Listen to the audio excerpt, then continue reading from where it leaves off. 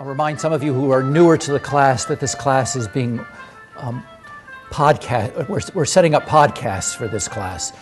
Eventually, it's a trial basis. We need to hear whether they work and then decide to what extent they'll be made public. Eventually, they're to be made part of open courseware for the rest of the world as free courseware. Whether they'll be used in the classes is still an open question. But I will try to make some of them available for people who are sick or whatever. We'll sort that out after we hear the quality later in the semester. But that's what the microphone is about. It does mean that when you occasionally are invited to ask questions, your voice will be picked up. So speak audibly, clearly, and I'll try to do the same. Okay? The music that you're hearing today is a piece called A Fine Companion.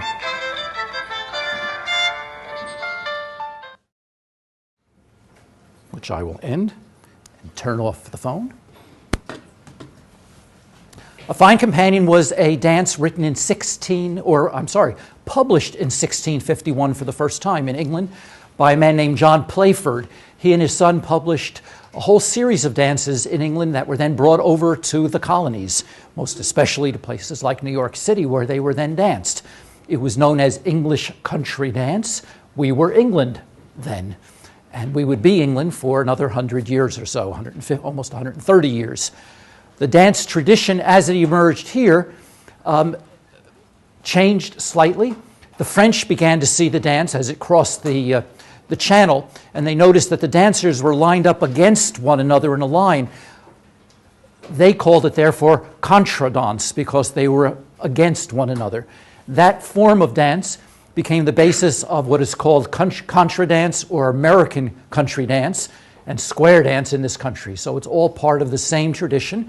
Some of the dances become jigs, and they're dances that are done infused through African American culture, and we'll be tracing some of this music and dance as it's done popularly by both the plebeians as well as the aristocrats in New York City as we move through the 18th and into the 19th and 20th centuries. So this is some of the early music. It would have been done by couples in long rows. It often reflected their social position. Much of the early dance was done in circle dances. You would associate it with maypole dancing as the earliest form of that kind of dancing that would have been done. Okay?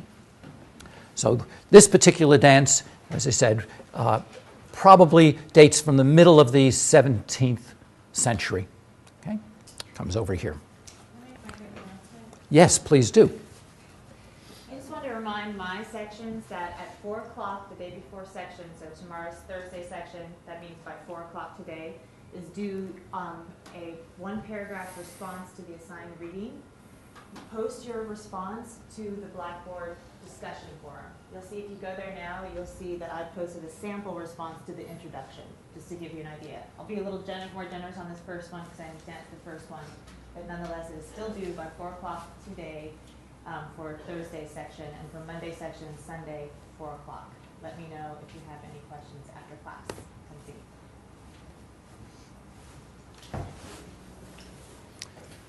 Come see. On Blackboard, I have now posted the images from Fragment 1, 2, and 3, which you're now seeing. They're seeing it now. Well, hopefully the others will come up as well. Okay. This is a site, it says, with origins tied to the history of New Amsterdam. We'll be talking a little bit about the origins of this site today's lecture. May I remind you that this class begins at 11 o'clock. And therefore, I would like to encourage you to be seated by 11 o'clock. It just gets disruptive. It's especially difficult because if people don't move to the middle of these rows, it becomes very hard for other people who then want to come in near the end of or just before class to find seats. So try to, if you can, not occupy the end seats, lest it become difficult for everyone else to kind of crawl over you to get into a seat. Okay? I appreciate that. So again, I mentioned the Fragments game. This is Fragment 3. These are all the Chelsea game. Yes? That's right. Right. Fragments 2, as you recall, were 3 different pieces. It's Fragment A that I want you to identify. A and B pretty much are the same place. Fragment C was simply to give you a hint about finding A and B. Okay? This is fragment 3. There will be a 4th, 5th, and 6th in the game. 4 will be next Monday, 5 next Wednesday. I'll post those also on Blackboard sometime next week. And then fragment 6.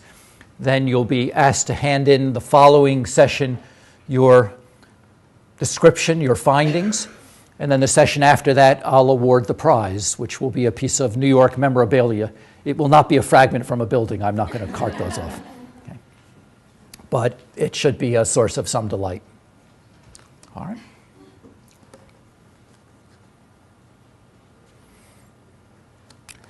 Two other things to mention, I guess. You have a paper that will be due earlier in the semester, fairly early in the semester. I just want to remind you that these papers, on the whole, are not best done by presuming they can be answered by reading Gotham. That's to say, if you're to find out what life was like in a week in which your grandmother or grandfather was born, Gotham first of all, only goes to 1898. And secondly, it in fact is a very limited history. You in fact are encouraged, I might even say pretty much required, to have to go back to the newspapers of that time. Some of those will be online. Most will not. They are easily accessible from that very strange monstrosity on Washington Square South. It's called the library. Some of you I know have actually been there. We now invite you all to go there. Bopst, you'll be able to find them fairly easily. It's an online CD for the New York Times, and that will be an easy way to at least begin to access what life was like in New York during that week. Not very hard. Okay, but you are encouraged to do that. If you want to find out what alternative perspectives exist, for instance, you can go up. There are first of all, libraries on newspapers on microfiche, microfilm downstairs for other newspapers. New York City had many papers during that period. They don't all reflect the same point of view. And so it might be helpful to think a little bit about, well, what is the New York Times point of view about social issues? Are those going to be the same as the point of view from a Democratic newspaper or a Republican newspaper or a socialist newspaper or a newspaper representing the bankers versus a newspaper representing the trade unions? So all of those different perspectives are available, and they allow you to tell a much more complicated story about a period in New York City's history.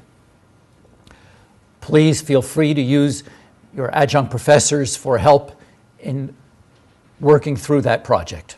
Okay? They are all historians.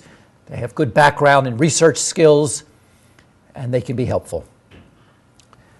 Lastly, someone asked, why didn't you talk about wampum last time? Well, in truth, I will not talk about a lot of things. It just ain't possible. Okay? I will pick and choose. I will, on the whole, talk about some things that are in the book. Unavoidable. Lots of good things in the book, lots of interesting things in those books that you'll be reading. However, I see no reason to simply replicate all the things that are in the book, so I will sometimes talk about things that aren't in the books, and sometimes I will talk about things that will not leave me time to talk about everything that you're reading. The discussion sections will be opportunities to talk about those things. It does not mean that they're insignificant. It just means that they're not part of my particular lecture on a given day. Okay? I presume that's self-evident, but it may not always be to people. Okay?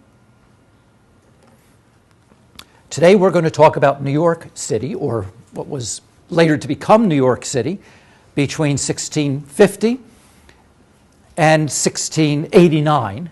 That's to say the last half of the 17th century. We're going to move pretty quickly through a lot of time. We're going to try to get a sense of who are the people who actually live here.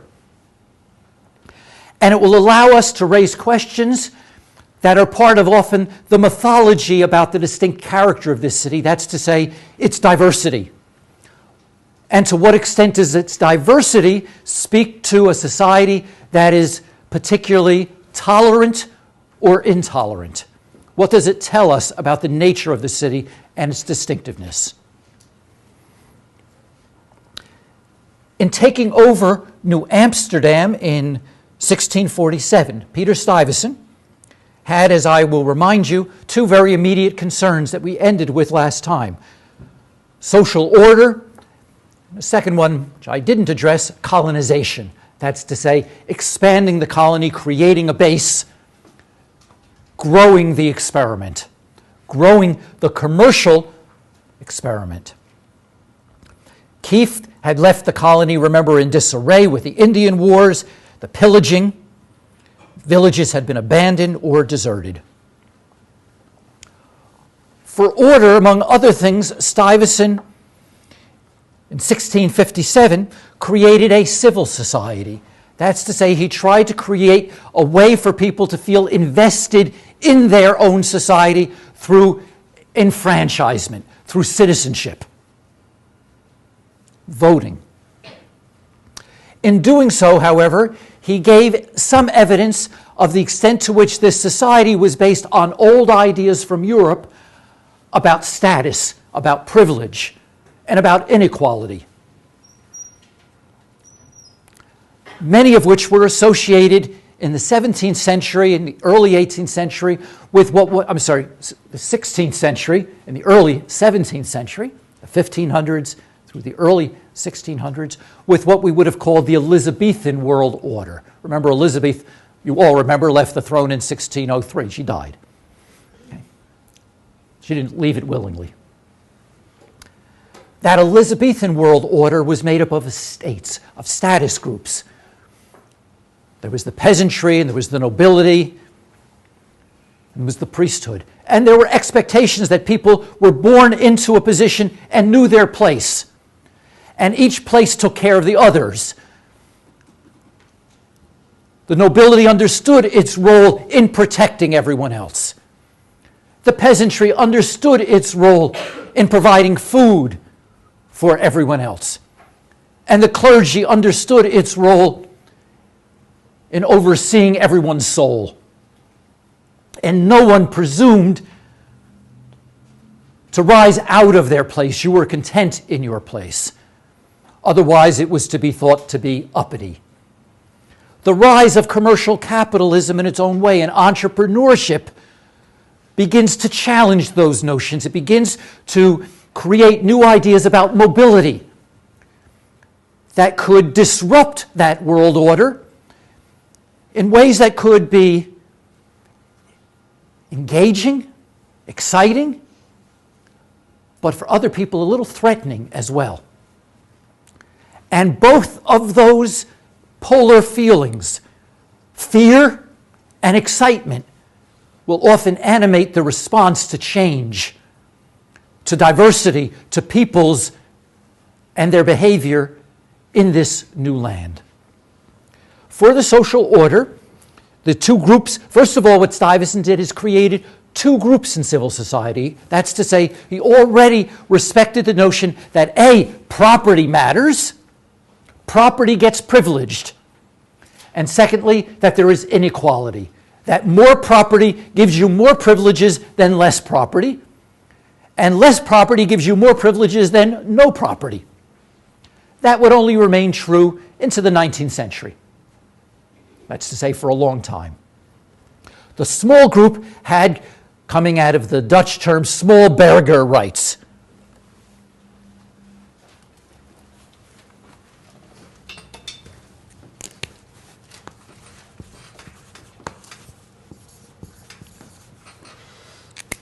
Small burger rights.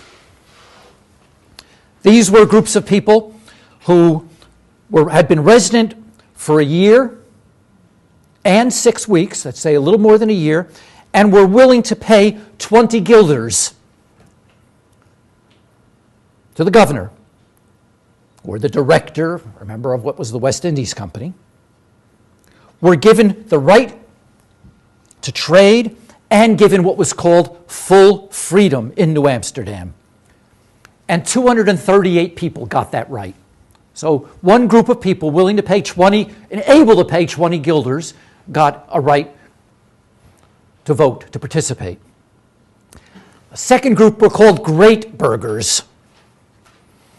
And they were the ministers and the officers, people who were prepared to pay 50 guilders. They were qualified to be government officials. Okay? They didn't simply participate, but you were with that superior claim was the presumption that you were more able, that you were an aristocrat of wealth, and therefore the presumption was you could hold authority that would be respected.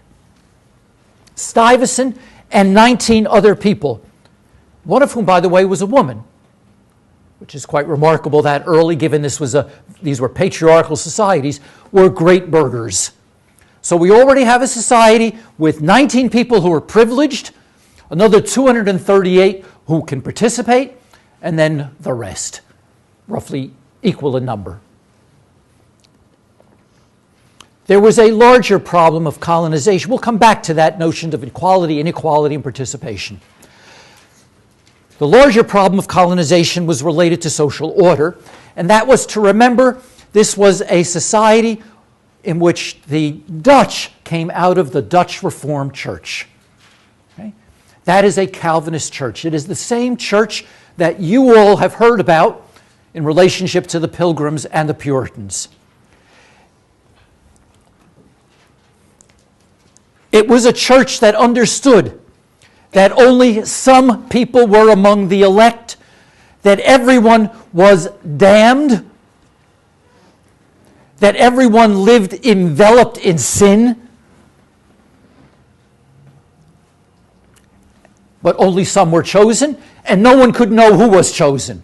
And if you thought you were chosen, you probably weren't. If you lived in constant doubt, maybe you were. I would say anxiety was thought to be healthy, much like modern America, especially from the perspective of therapists who won't work. It did mean, however, that they were very quick to expel people in New England who they felt didn't fit within the church. Okay? The Dutch in New Amsterdam have a different problem. And that is that by and large, the Dutch in Amsterdam weren't terribly interested in coming to New Amsterdam. So the Dutch who were here with the Dutch Reformed Church had to decide how to deal with people who were not part of the Dutch Reformed Church, and whether to tolerate them or, as in Massachusetts Bay, kick out people who they thought were not conforming. Someone like Anne Hutchinson, Roger Williams, all of whom were expelled from Massachusetts Bay. Here they have a different set of decisions. If they expel everybody, there was nobody left, or not enough people left to make it work. Who were the people who were left? Who else was here? Well, one source were African slaves. The first had come as early as 1625 or 26 to this colony. 11 bondsmen arrived with Portuguese slavers as early as 1625 or 26. All men. 3 women slaves were imported from Angola in 1628. So as early, that's to say, as the opening decades of settlement, there are black slaves here from Africa. More arrive in the 30s. What do these people do? Do they become governors? Are they members of the West India Company? Of course not. They, as bespeaks much of their experience for much of the next decades and centuries, had the most menial positions. They worked as domestic servants.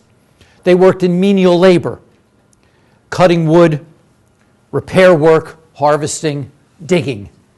Okay? It wouldn't surprise you.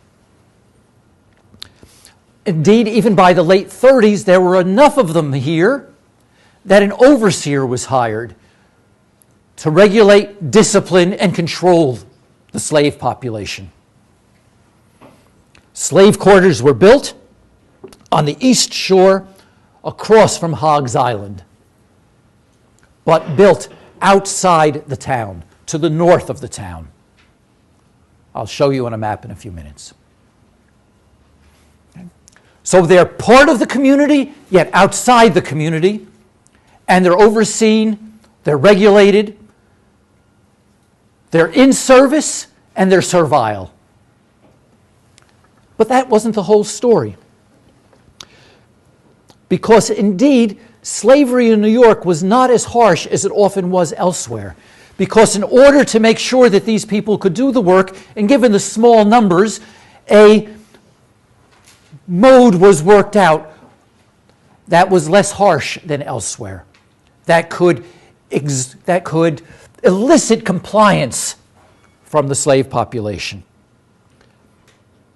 There was not equality. They had the worst houses, they had the worst jobs, and they were not free. But what they had instead, on their petition, that's to say, on their agency, on their insistence, they were given a status of being, quote, half free. I suppose on some level it's a little like being half pregnant. Okay?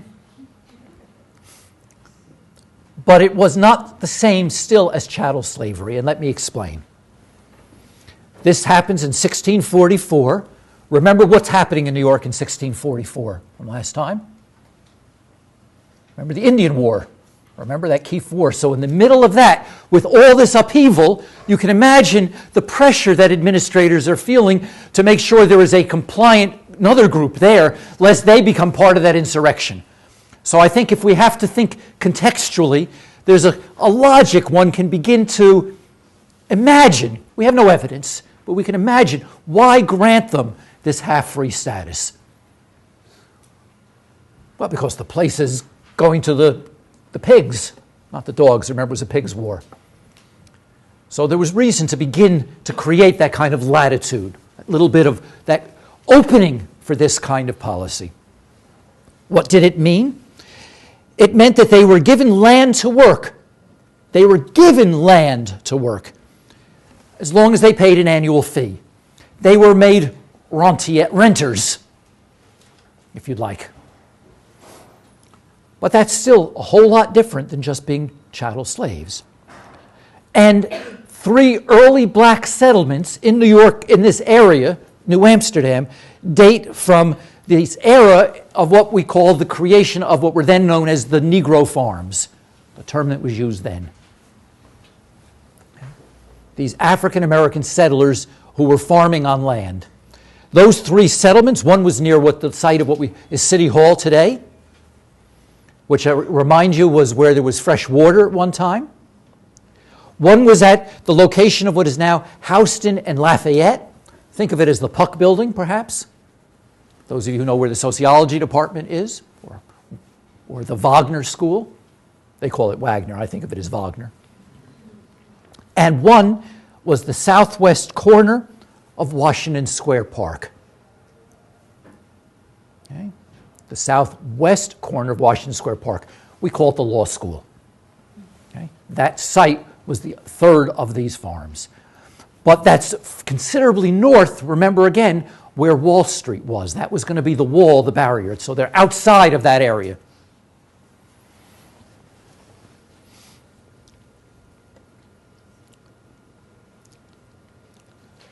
What was the benefit to the West Indies Company in doing this?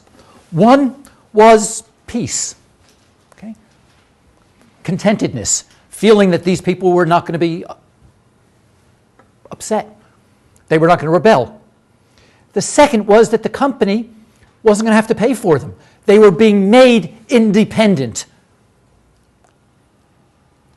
They were given the freedom that the capitalist marketplace always gives you to starve.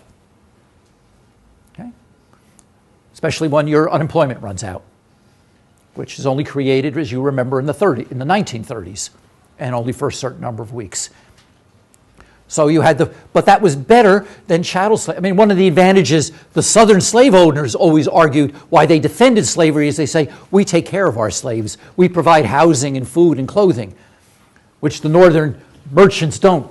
They simply leave everybody in a factory, and then when they don't need you, they fire you. We take care of people. Well, on some level, what was happening as an advantage to these merchants, they're saying is, we don't have to pay for these people. We're giving them independence. They will have their own farms. They will feed themselves, take care of themselves.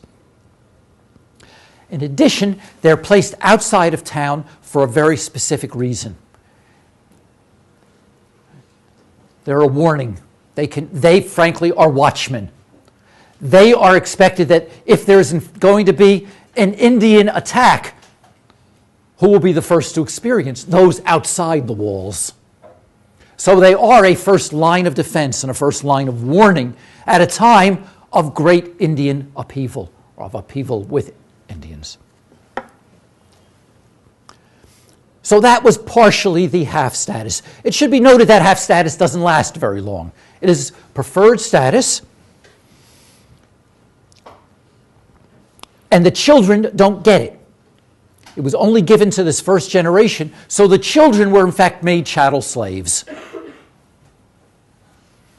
That's to say, it was one thing to enact a law about property and freedom. It was something else to force a mentality about that was not going to recognize racism. And that was not going to change so quickly.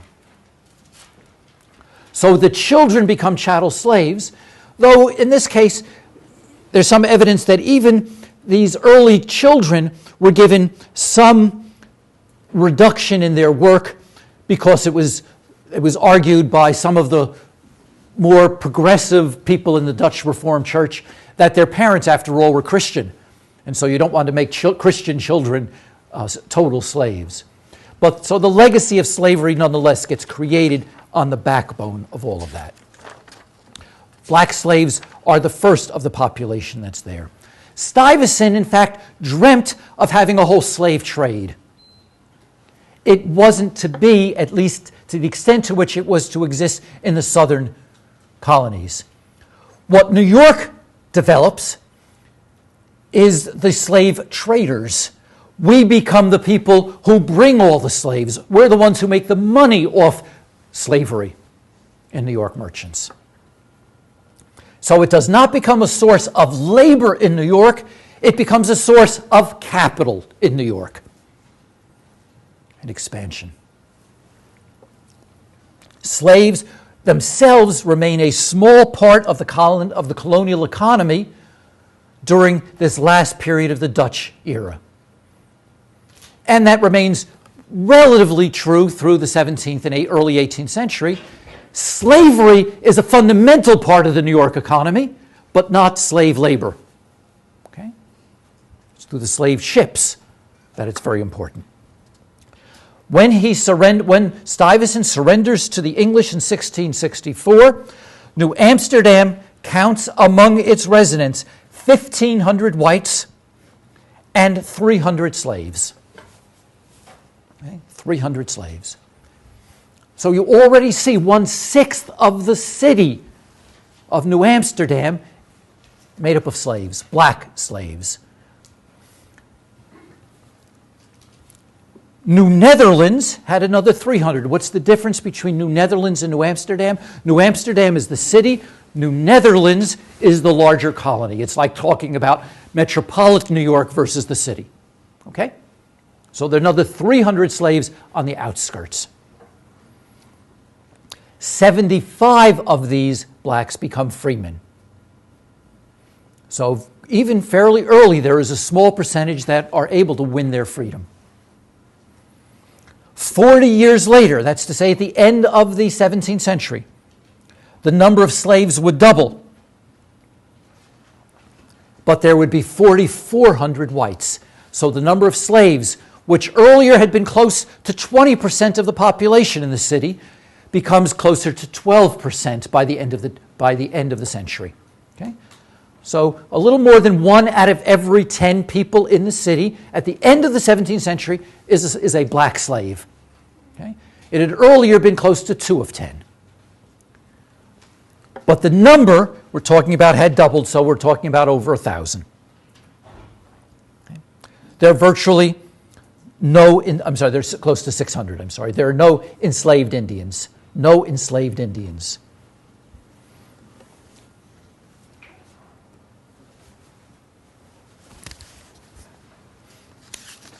This is the 1660 survey of New Amsterdam.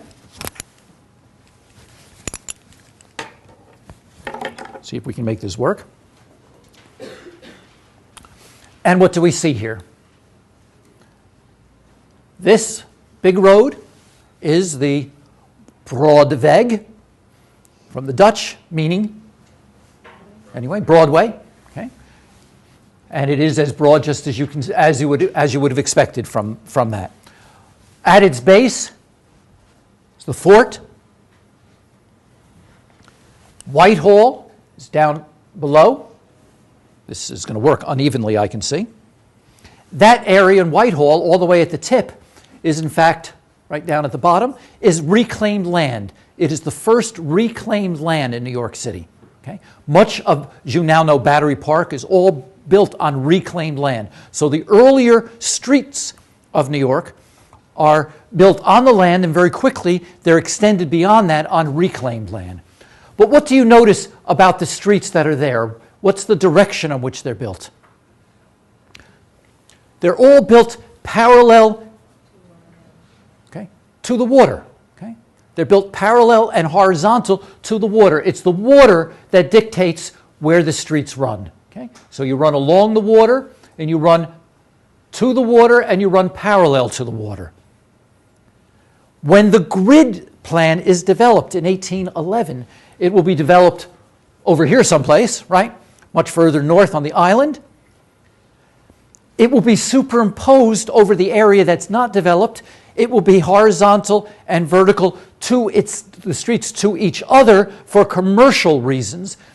This was for commercial reasons in the 17th century. So the land-shaped development in this period, it helps to explain why today, if you travel down to the tip of Manhattan, you don't have a grid plan, and you have streets that work at odd angles to what the grid will be. It's because the logic from the 17th century of settlement is not the logic from the commercial city, the early industrial city of the 19th century. Okay? And you see that early development here. The second street that parallels here is almost as broad as the Broadweg, so let's call it Broad Street. Okay? And indeed they did. So that was Broad Street, and it had a canal, if you notice, right down the middle of it. The canal requires, therefore, the early bridges to be built, and those will be known as Bridge Street. There wasn't a lot of imagination here, but you get the idea. Later it will be named after people, and that will be the other naming device that you're going to find. Finally, worth noting, here is this big area out front, which will be the Bowling Green, which today again remained a large, promenade, a walk. It's where people went to show off and to show their status, reflect their status, where military parades would have been held.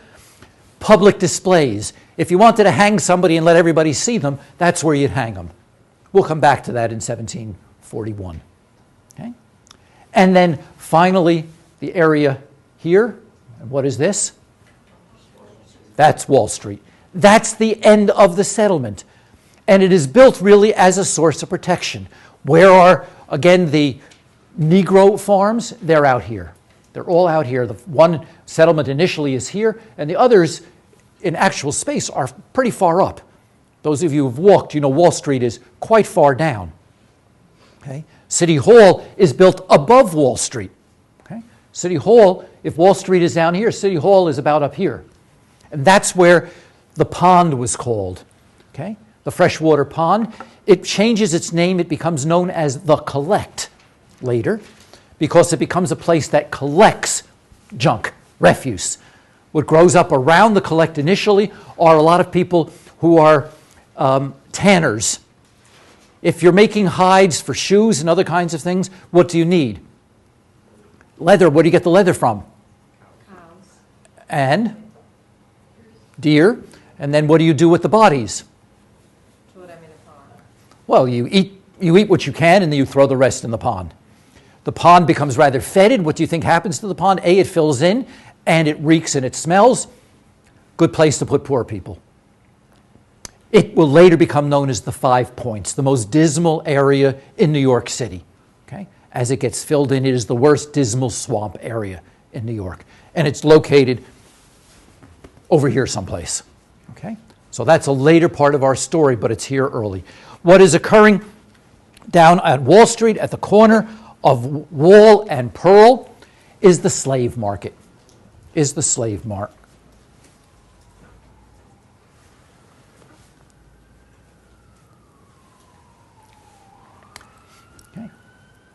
That's the Watergate at Pearl and Wall Street. I didn't manage to put a capital P on Pearl, but you get the idea. And the Captain Kidd House and the slave market site are there.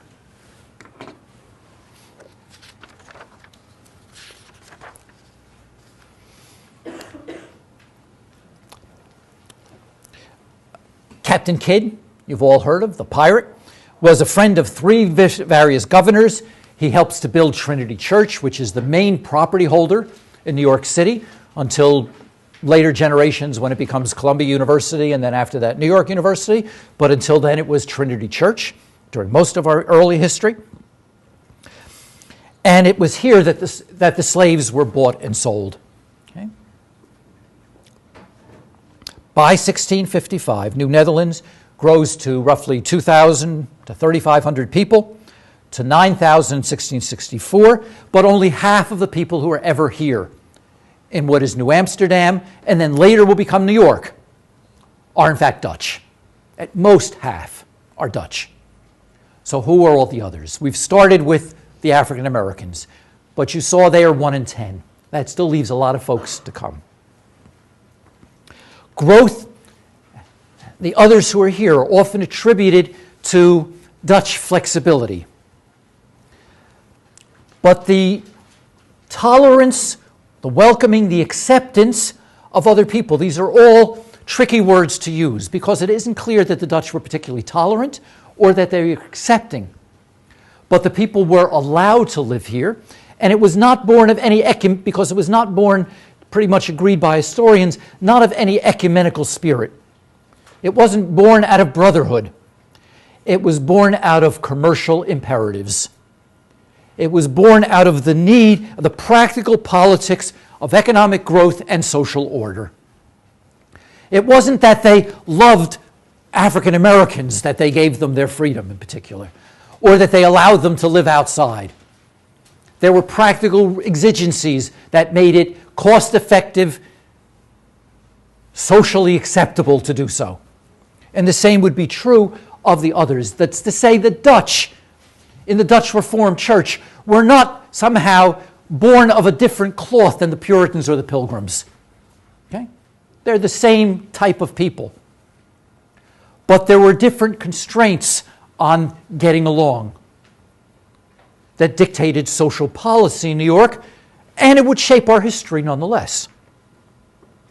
New Amsterdam was, as we will see, reluctantly accepting. We were what might be called reluctantly tolerant. Indeed, tolerance was granted, but prejudice still governed daily life. Okay? Bias and prejudice remained. You can tolerate people, it doesn't mean that you do anything with your attitudes immediately. So it remains a deeply prejudicial society full of people with their prejudices. We all have them, so tolerant, not so terrible.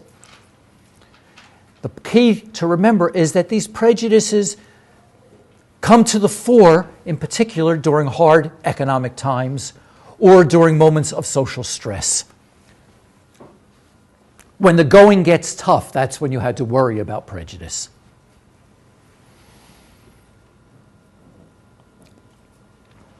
The result, nonetheless, was ethnic diversity,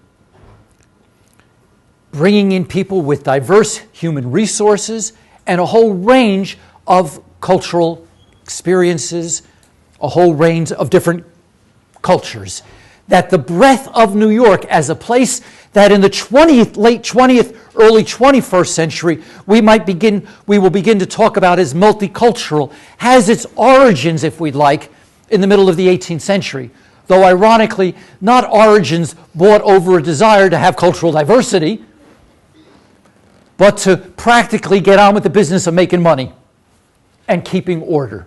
But the result was to create a society that had enormous range of diversity that could, we might say, grow on people a bit. So who are the other non-Dutch settlers? 16 different languages were heard on the streets in the middle of the 17th century, it's thought. It's a mix of Germans, Swedes, and Finns who come after in the 1640s, and many of those are Lutherans. The Congregationalists did not like Lutherans.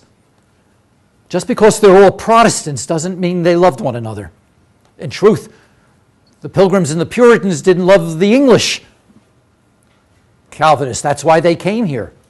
So there were enormous sectarian disputes.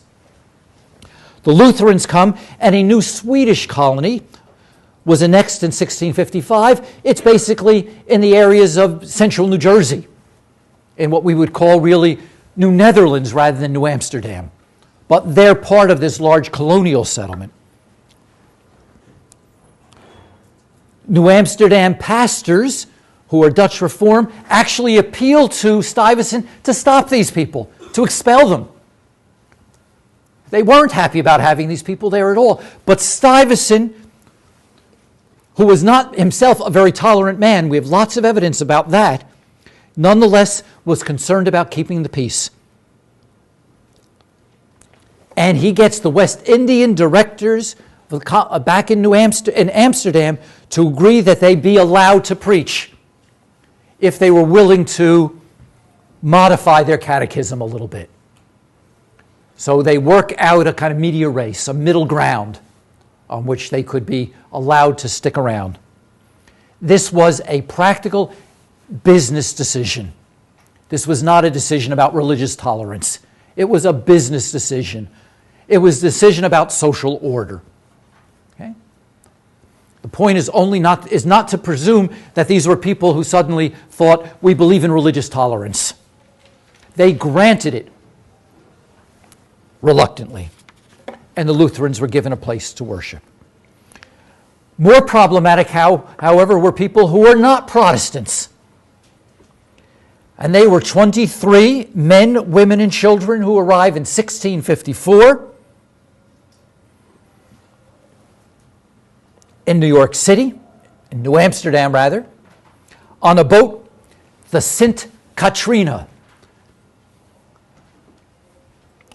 Much like the devastation in New Orleans, this was a Katrina of an earlier era. The St. Katrina was carrying Jews in 1654. They arrive in New Amsterdam harbor. These Jews are Morenos.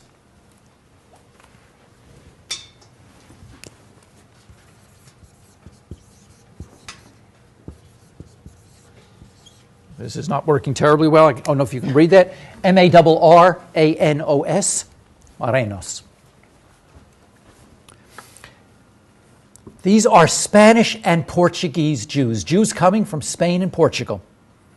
To avoid persecution and death, they had lived in Spain and Portugal by hiding their Jewishness, by outwardly practicing Christianity while secretly practicing their Judaism. They had fled the Inquisition by going to the Netherlands, where they had survived for a while.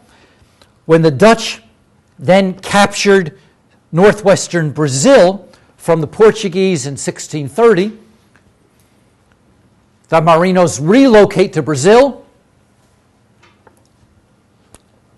because they had had a Portuguese legacy. So these are, if any of you have been to Portugal or Spain, you know there's an enormous Jewish legacy from the 16th century. You can go to almost all of towns like Seville, see all these Jewish synagogues, and see the relationship between Spanish culture, Jewish culture, and Moorish culture. Okay? Very strong Jewish community. The Inquisition puts pressure on those people. They go to the Netherlands to escape. The Dutch, remember, are defeated after the Spanish Armada. These are Portuguese Jews, so they go back there. Or they go to the Portuguese colony in Brazil. But when that colony is taken over in Brazil, back by the Portuguese, they flee. They come to New York. Okay? So these are people who have been fleeing persecution every 30 years, back and forth, and are now coming to New York to find a safe harbor. after the Portuguese recapture Brazil in 1654. The Portuguese expel the Dutch and they expel the Jews. The Jewish arrival in New York Harbor, what we now know as New York Harbor, reflects on the meaning of tolerance. The captain of the ship begins by suing the Jews for what he says is the full fare of passage. They, of course, can't pay it. So Stuyvesant seizes all their belongings and all their possessions and orders that they all be paid at an auction to pay them off, to pay off all their dues. So they come here totally impoverished and stripped of all their belongings. And when the auction doesn't meet their debt, Stuyvesant jails two of their leaders and writes his employer, who is who? The West India Company, remember, to expel the rest, noting that their indigence, their poverty, would be a drain on the society, on the colony. Worth noting, that's to say, one of the concerns that most of these colonies have, New York is not an exception, but it is a leader, was to get rid of poor people, because poor people are costly. One thing to do is give them a little land and say, make it on your own, especially if you can be a warning to of Indian arrivals. That's what they did with the Native Americans. The other thing is to force them off or to put them in the debtors' colonies or to insist that you leave entirely. To this day, what we ask is that when people come here, that they show they have means of support or they have people who will support them. The legacy of that is this early period. Okay? We can understand it from the colony's perspective. It was a business venture. We weren't here to do good works. We were here, Stuyvesant was here, and the traders were here with the objective that the West Indies Company expected that its bottom line was going to be profitable. And its shareholders wanted to see profits. Its shareholders don't want to see all the profits spent on people who are indigent and poor. So that was the logic. The logic really that was governing the colony was the logic of the counting house. Okay? It wasn't the logic of Christian charity. Okay? It was the logic of a mercantile experiment, of commerce. So he said they should all be expelled. As he explained it, he deemed it useful to require them in a friendly way to depart. That's a nice way of saying, let's find a way to get rid of them nicely. However, in Amsterdam, there were still many Jews. And many of the Jews were merchants. And some of them had influence with the Dutch West Indies Company. So Stuyvesant writes to the Dutch West Indies Company, but finds, in fact, that the response he gets is tempered by some appeals that are made by some of the Jewish merchants in Amsterdam on behalf of their brethren. And the brethren convinced the West Indies Company that good business relations would be to maintain good relations with Jewish merchants, and therefore not alienate them by expelling their brethren in New Amsterdam. So the West Indies Company directs that the Jews be allowed to stay with the condition that they not be a drain on the community. It wasn't clear how that was to happen, but nonetheless that was the decision.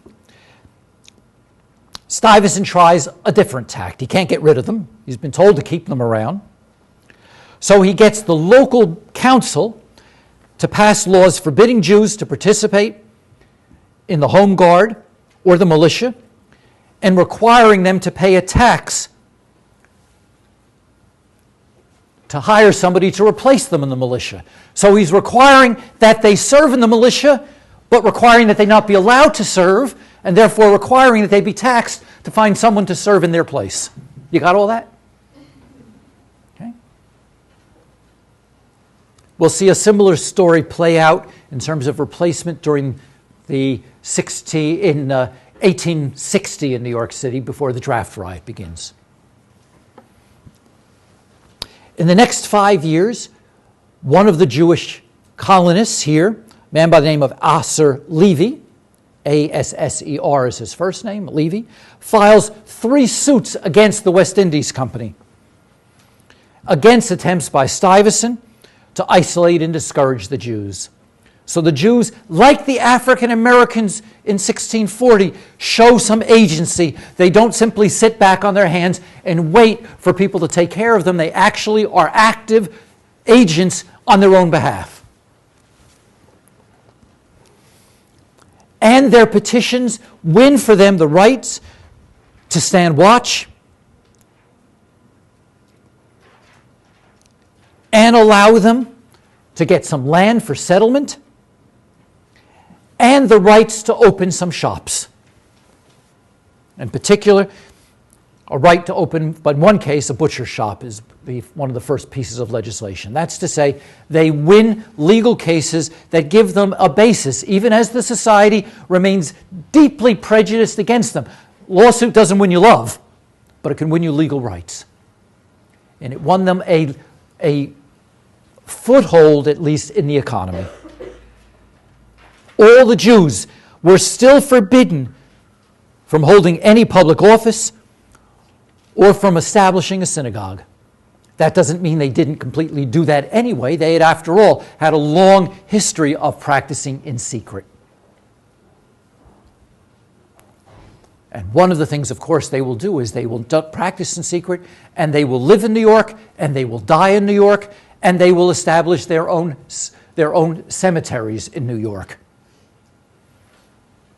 One of which you may have seen a picture of today, earlier.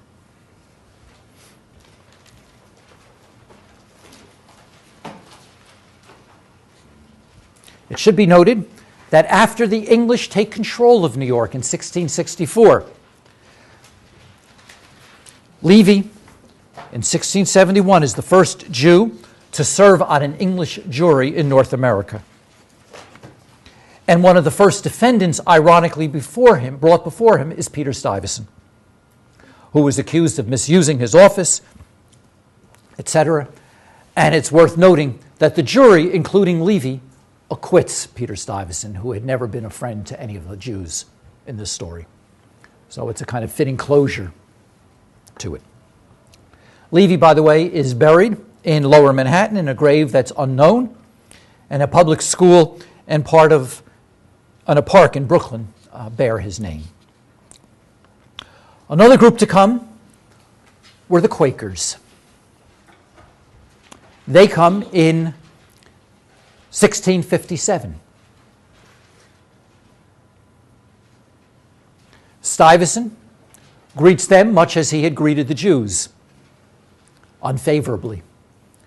He has a Quaker convert who'd become an influential preacher, a convert to Quakerism, who'd become an influential preacher by the name of Robert Hodgson, Hodgson, Robert Hodgson.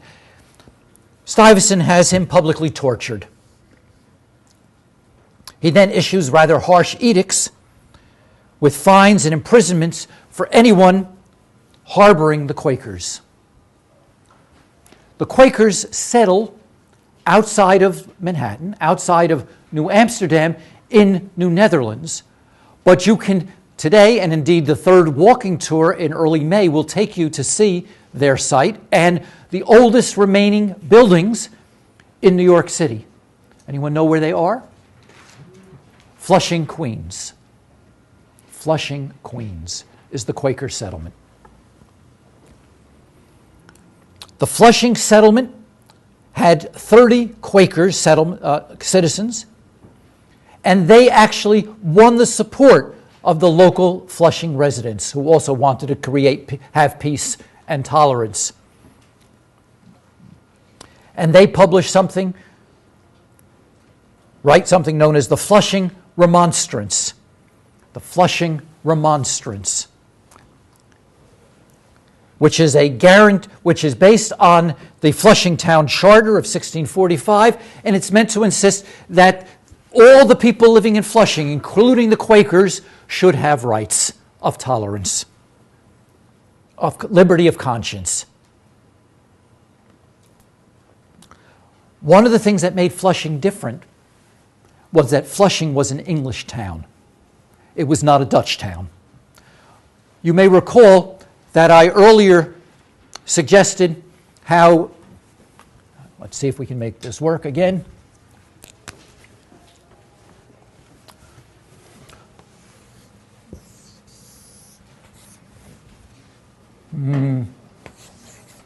That's Manhattan, that's Long Island.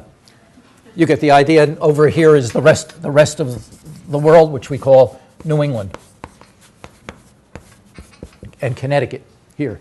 The New England settlement is the settlement from the Puritans coming south from New England. Remember, Roger Williams settles Rhode Island, and the other Puritan settlements are through Connecticut. They continue to move further southward. And remember, I noticed that's why many of the settlements on the eastern end of Long Island are English settlements, whereas the settlement, and indeed this really needs to go this way,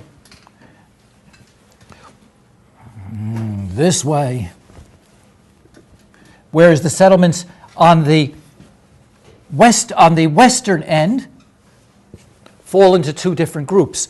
Those up here that we now associate with Queens versus those that we associate with that Dutch town called Brooklyn. These are the Dutch settlements. These are English settlements in New Amsterdam. Okay?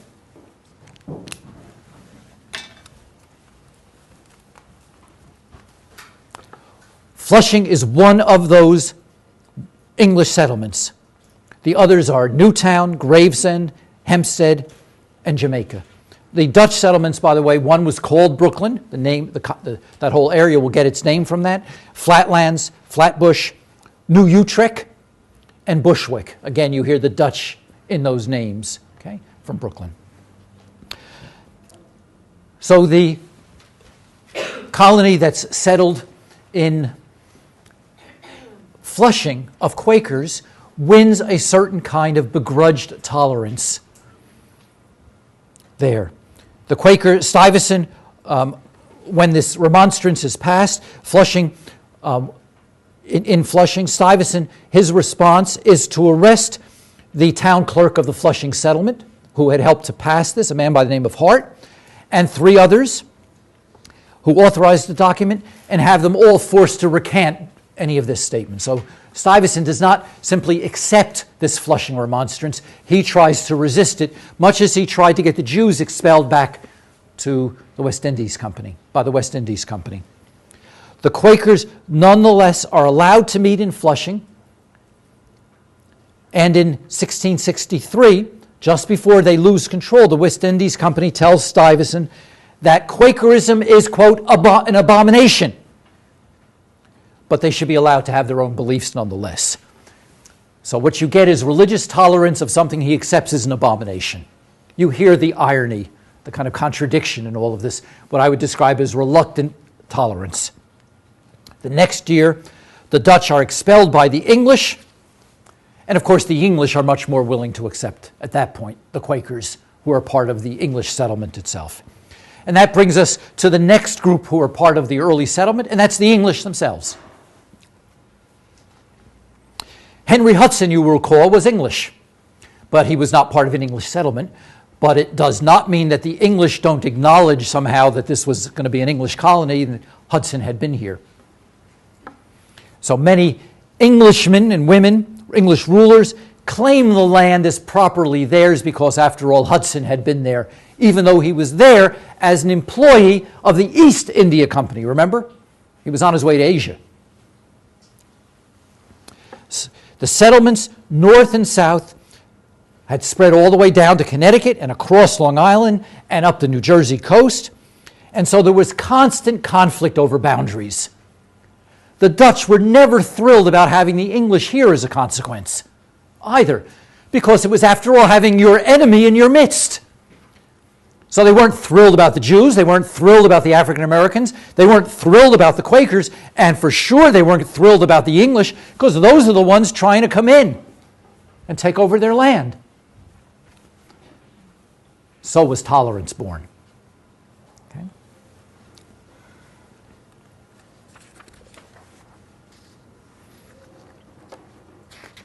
Let's see where I am, sorry. In 1650, the Hartford Convention gave the English the southern end of Long Island that I talked about, or the eastern end of Long Island, up to Oyster Bay, the part that so that was settled. And we've talked about these villages. In 1660, events begin to take place in England and on the continent that changes the history in this colony. In 1660, back in England, Charles II is restored to the British throne. Some of you know your British history and know that kings were coming and going and losing their heads, and there was an interregnum, and now we're having what's called a restoration period. The Dutch form an alliance with the French to try to keep the English out. Okay? So there are wars in Europe against the new growing power of the English, which had been clear ever since the victory of the English Armada. The English have become the new ruling power, the new power on the high seas. The challenge to what had been earlier Spanish and had more recently been Dutch hegemony is now coming from the English. In 1664, Charles II formally annexes New Amsterdam and gives it to his brother, James, the Duke of York. He's also the Duke of Albany. And James sends a fleet to the new colony and seizes it on September 8th, 1664. Stuyvesant surrenders, and the colony is entirely renamed New York. Many of you, I presume, have been to London. Who here has ever been to York? Oh, one or two folks. So those of you who've been to York know it ain't anywhere near London. Okay? It is just before you get to Scotland. Okay? It is very far north, but that's what we are the New York. And our climate is probably a little more like York's than it is by London's in terms of snowfall. So that's what we're named after, from the Duke of York. And in 1664, the English takeover precipitates warfare. And there's an Anglo-Dutch war that continues right through the 1660s. It ends in 1667 with the Treaty of Breda, B-R-E-D-A, the Treaty of Breda. You don't have to know it in detail. The point is that these wars are taking place. They're affecting the transfer of power between the Dutch and the English. And in 1667, the Dutch formally give up control of this colony, of New Amsterdam. And they do so in exchange for a colony just north of Brazil called Suriname, okay, in South America.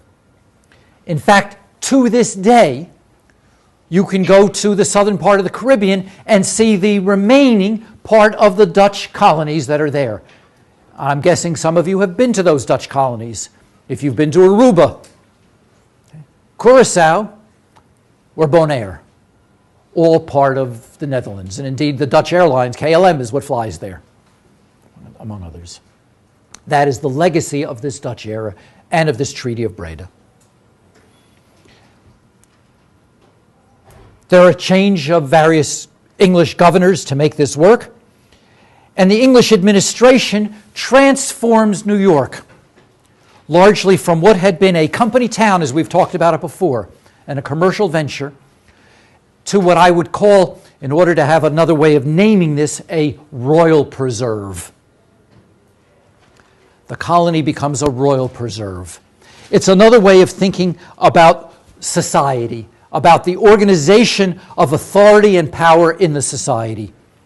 It is a model unlike a company town. It is now entirely a province of royalty control. We are the playthings of the royalty who exercise and have complete control.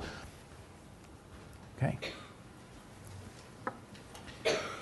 The English regime transforms the city into a commercial center for a global market between the Caribbean, Holland, ports in the colonies, and England. So one of the differences now is, as an English colony, we increase our relationship as part of this trade network, not simply to Holland, but to England and to the other English colonies, which will be, of course, in Virginia and New England. So it becomes part of this new global network. The West Indies Company is now replaced by autocratic colonial governors with vast power. That's what we mean when talking about this now as a royal preserve. That power which had been vested before in a company is now vested instead in royal governors. The Duke of York has in fact more power in New York, New Jersey, this area what had been New Amsterdam, than the king in fact had in England, where he had to deal with Parliament. Here, nobody has to deal. There is no Parliament to deal with. They have real authority here. Full and absolute power. And no duty or requirement to establish a representative government. That will have to be won. Okay? We will have to win that from them. But it also helps to explain why there might be a rebellion against them later. Okay? There was not even the representative government of Parliament. There would be here taxation without representation. We know on the whole, quite apart from what Tea Party advocates might like to think, that Americans were not interested in representation at all. They were interested in not being taxed. So the real interest of taxation without representation is, don't tax us because we don't want representation, we don't want to be taxed. They weren't saying, please give us representation and then you can tax us. Okay? Here we had none of that. Authority was balanced, if by anything, by articles of capitulation that were signed in 1664. And they were, to be fair, relatively moderate. That's to say, they did not deprive the Dutch. One of the things that the English did do was recognize property rights. Okay? The English were like the Dutch in a couple of very fundamental ways. In one, they were a kind of Western culture, unlike the Native Americans, that believed in patriarchy and property. It wasn't clear which came first, or which they gave higher priority to. They were entwined in one another. Patriarchy and property. So in fact, the Dutch and everyone else retained all their property and rights. They only had to do one thing: swear your allegiance to the crown. And most did so to avoid trouble. You just do so. After all, if you were going to be a rebel, you might as well swear your allegiance and do it secretly.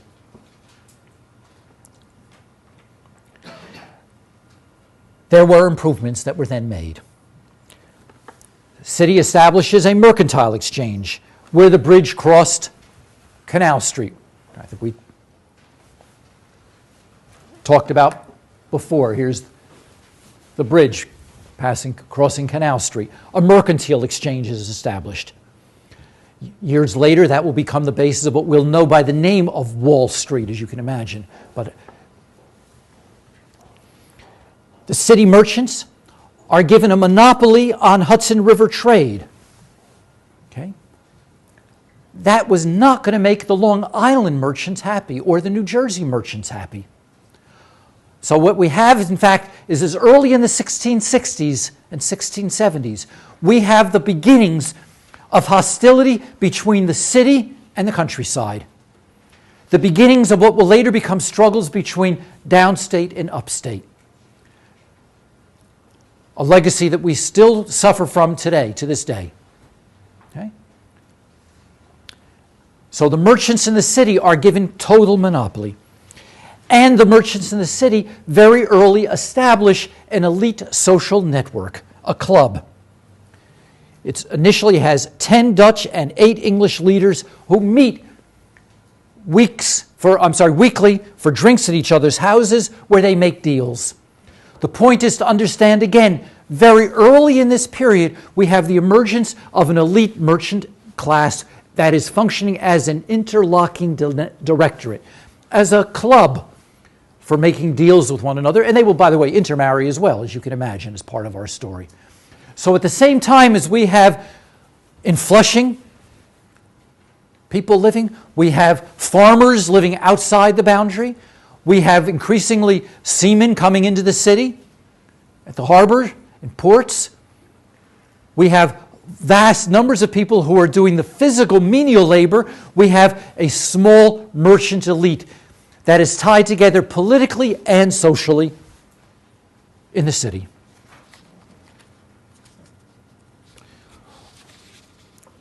During all of this period and for the next 20 and 30 years, I'm not going to detail it as a political history that you need to know as a backdrop. War is going on all the time in Europe. And it's between the English and everybody else, and usually the Dutch, sometimes the Spanish. And in 1673, briefly, the Dutch retake New York and Albany and New Jersey and change its name back to New Orange in honor of William of Orange. So there are transitions going on. There's not a lot of stability, as to understand, in terms of political life. And I'll remind you, political instability creates hostility, anger, uncertainty.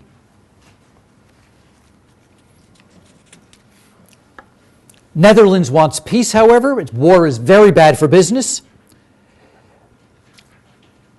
And a year later, in 1674, at the Treaty of Westminster, the lands are restored to the British under a major by the name of Andros, Edmund Andros, A-N-D-R-O-S. He'll be a little piece of our story, so he's a name to know, A-N-D-R-O-S. And the city from 1674, after that 1 year of being New Orange, becomes New York as a English-British stronghold, and it will remain a British stronghold from 1674 until 1783. Andros would further transform New York into a commercial entrepot, into a commercial center, and consolidate his friends, his elite friends. All goods would have to go through New York City's harbor. He'll improve the harbor. He'll dig it out with a fresh water system. He'll provide security. He'll provide city services. He will create, that's to say, a city that works as a commercial venture for the British Crown based here in New York. The price of it, however, would be a new social profile of the city, one of change, one of uncertainty, one of elite power, and one of economic inequality. That inequality would erupt at the end of the 17th century in conflict. It would be conflict that would take place in every colony, by the way, in the Americas at that time. Among the American colonies, all at the same time. In order to understand why those eruptions occurred, the nature of those eruptions, and the social convulsions that laid at their roots, will require you to return on Monday. We'll see you then.